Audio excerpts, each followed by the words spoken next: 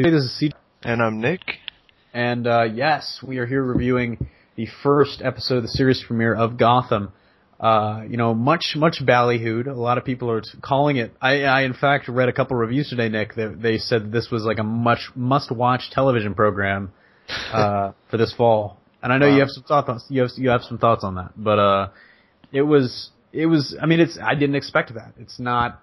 I mean, it was definitely, the most promoted and the most talked about of any of the comic shows that were, premiering, in this fall season. But really, I mean, I wasn't too excited for it. I definitely am excited for it after this episode, to be honest. But I really was not looking forward to it, in the weeks and months before it aired. So. Yep. I think that's pretty much your reaction to the show.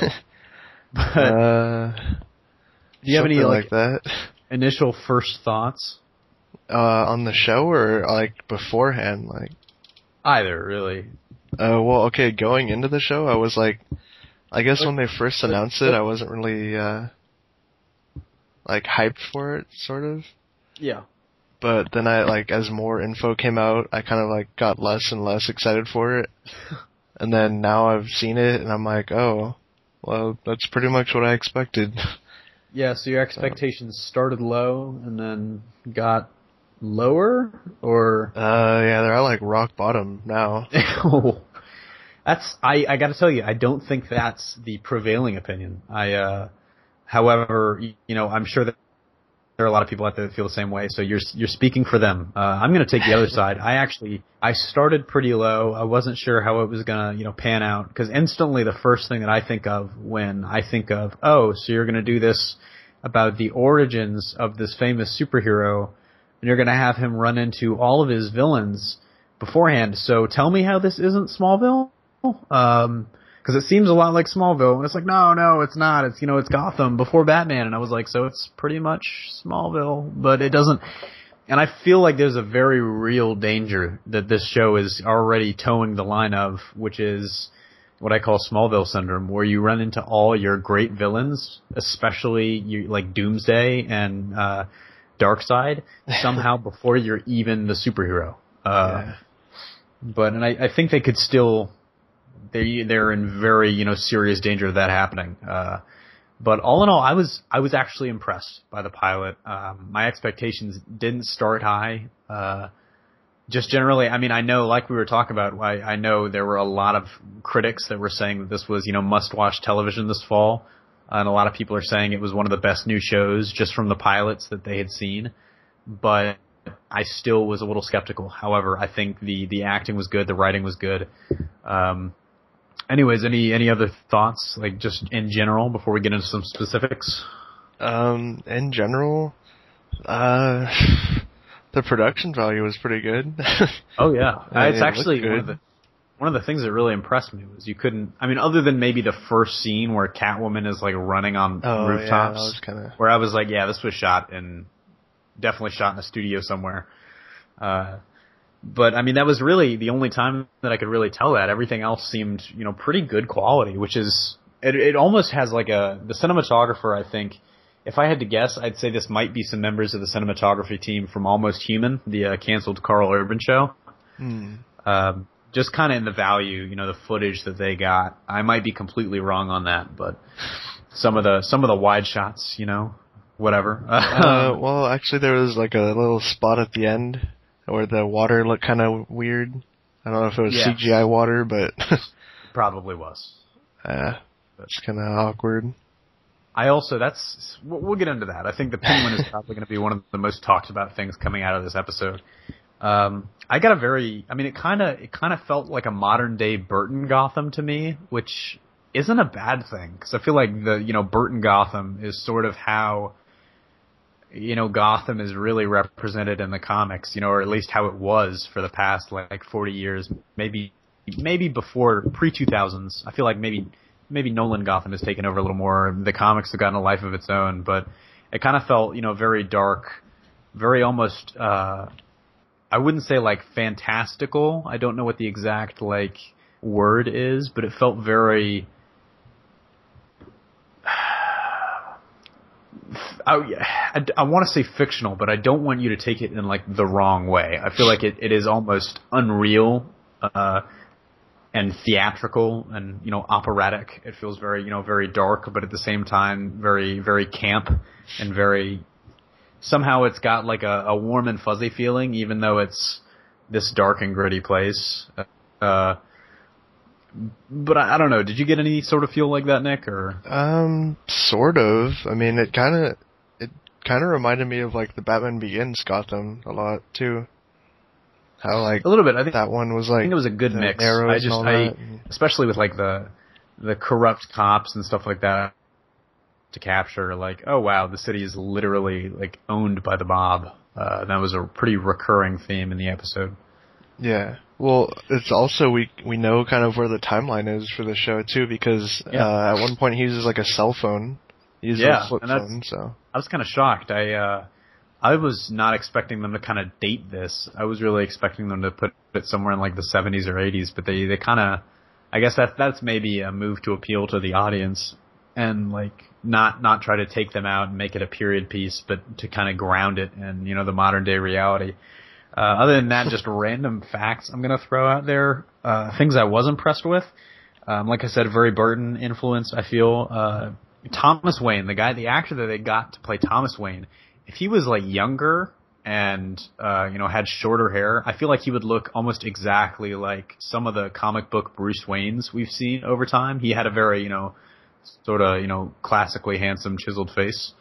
That's just a random thing that struck me, like looking at him. I was like, damn, you would look like Bruce Wayne if you were younger. I don't even remember what he looked like, to be honest. Exactly. It's just something that I realized.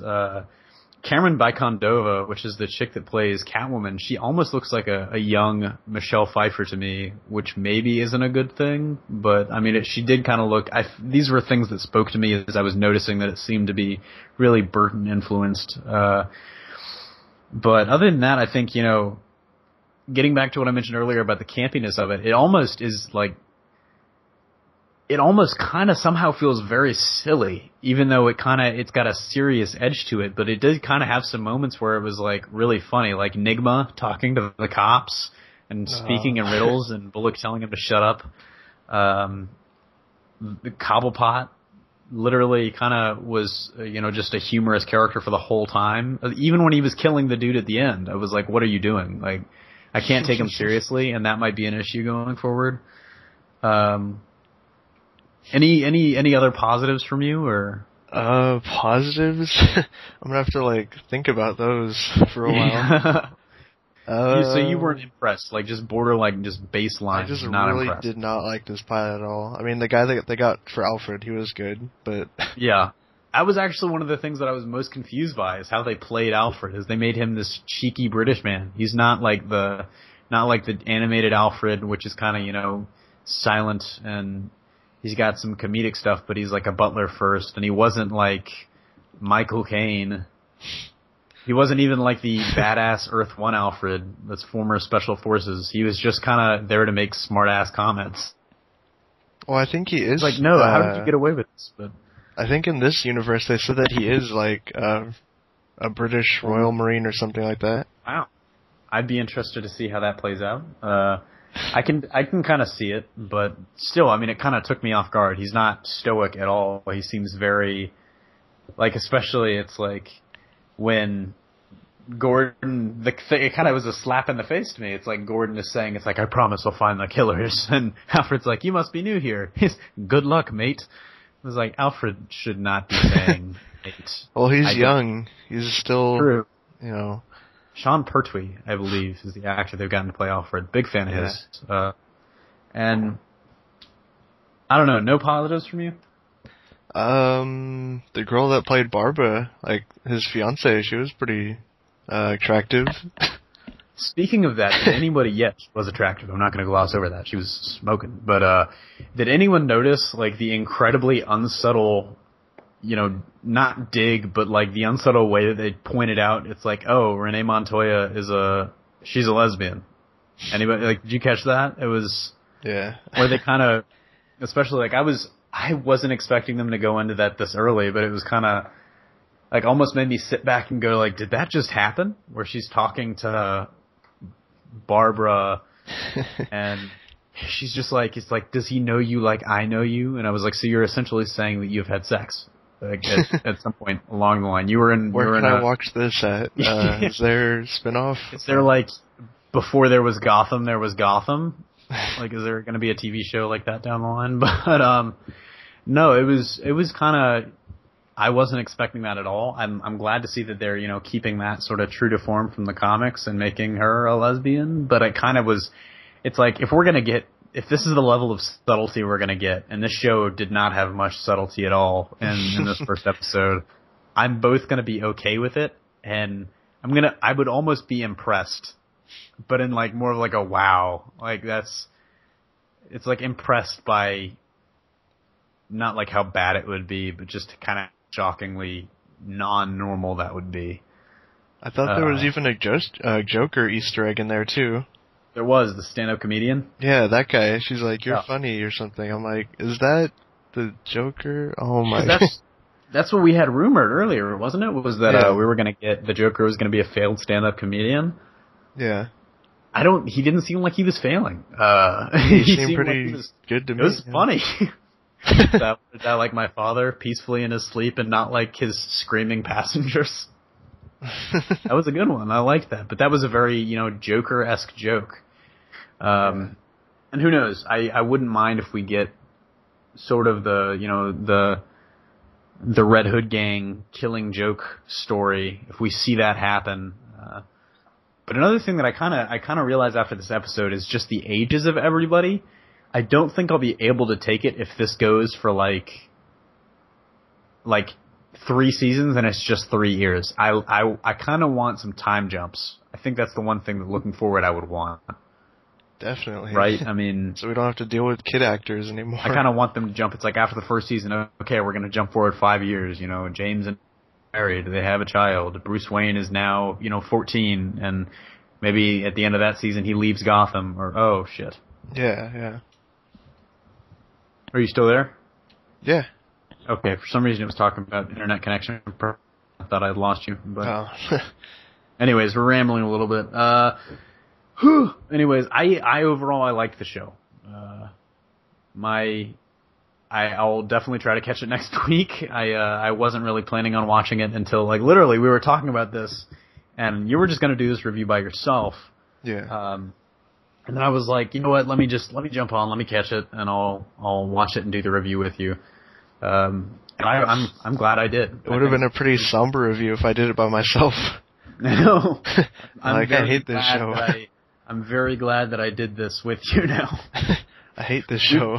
We would have gotten so much shit. I don't know. Maybe it could get better, hopefully. I don't know. Yeah.